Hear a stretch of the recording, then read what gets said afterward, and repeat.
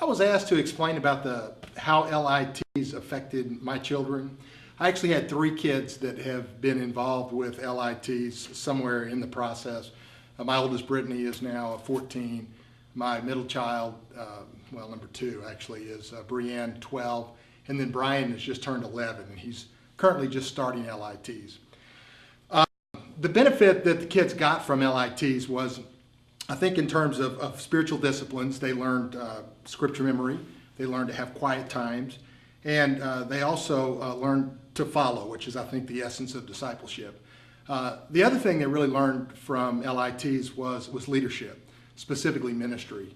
I mentioned to someone recently that what was one of the real poignant experiences we had was that my 11-year-old Brianne was actually at a kids power camp, and I was able to be there, and she actually was given the opportunity to share the gospel. And she didn't know it real well, so she read it from a card, and for what the parts that she didn't understand, she read from a card. And as she shared the presentation with the kids, they actually, 8 of them raised their hands and offered to give their lives to Christ. One of which was my 6-year-old adopted son, Brock.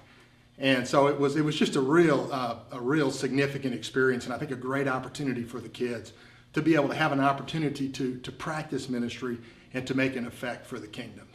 Another thing I wanted to mention about my 11-year-old, Brianne, she's actually been teaching Sunday school now, I think for 2 years, with the young kids on Sunday mornings. In fact, this is her in the picture here. She was in Kerrville doing a kids power camp down there.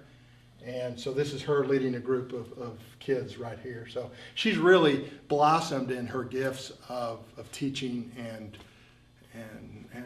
I think evangelism through the LIT program. So it's been a real significant event in both her life and my other kids' lives as well.